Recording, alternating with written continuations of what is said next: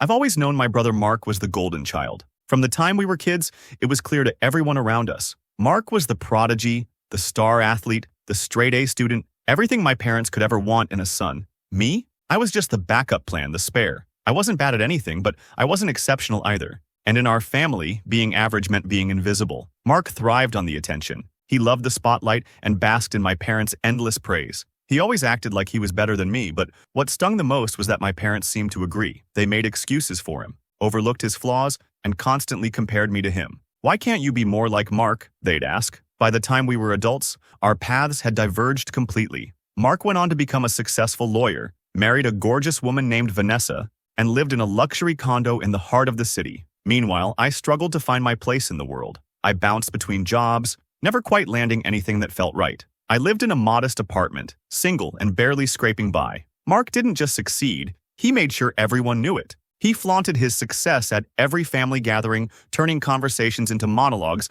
about his latest accomplishments. And if anyone dared to talk about something unrelated to him, he'd find a way to steer the conversation back to his achievements. I tried to ignore it, I really did. But it's hard not to feel like a failure when you're constantly being compared to someone who seems perfect. And Mark loved to remind me of my shortcomings. Subtly, of course, but always with that smug grin that made my blood boil. It was during one of those family gatherings that things finally came to a head. Mark was going on about a big case he'd won when my mom turned to me and asked, "So, how's your job search going, Sam?" I forced a smile. "It's going okay. I have a couple of interviews lined up," Mark snorted. "Still searching, huh? You know, Sam, maybe if you'd taken school more seriously, you wouldn't be in this position." "Mark, that's enough," my dad said, though his tone lacked any real conviction. "I'm just saying," Mark continued, shrugging innocently. "It's never too late to turn things around. Maybe you could take some classes or something. Reskill." I clenched my fists under the table. It wasn't just the words, it was the way he said them, like he was offering genuine advice when we all knew he was just rubbing salt in the wound. That night, I couldn't sleep. Mark's words echoed in my head, each one a dagger to my self-esteem.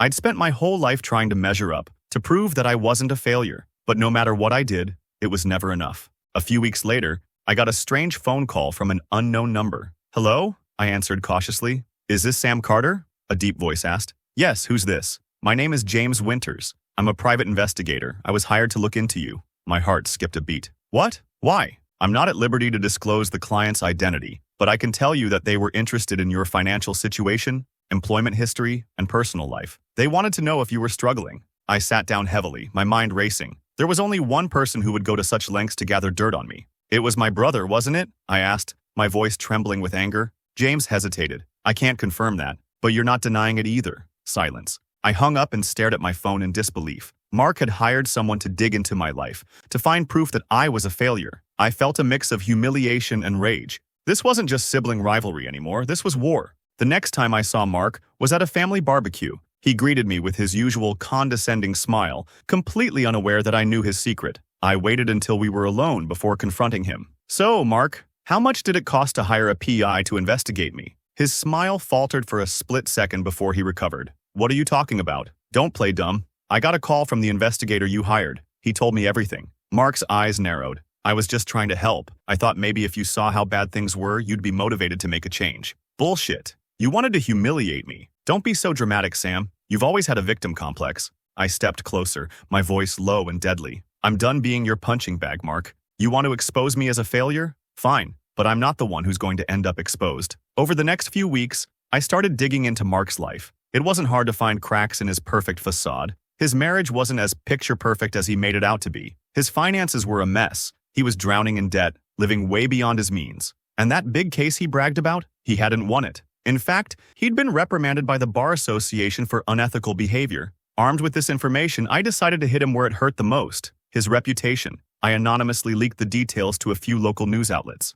The story spread like wildfire. Mark's world came crashing down. His firm fired him, Vanessa left him, and he became the talk of the town for all the wrong reasons. For the first time in my life, I felt free. Free from Mark's shadow, free from the endless comparisons, free to be myself. Mark tried to reach out, begging for forgiveness, but I ignored his calls. He'd spent his whole life trying to tear me down, and now he was facing the consequences of his actions. It wasn't about revenge, it was about reclaiming my dignity. And as I stood in my small apartment looking out at the city lights, I realized something. I wasn't a failure. I never had been. I was just living life on my own terms. And that, I finally understood, was enough.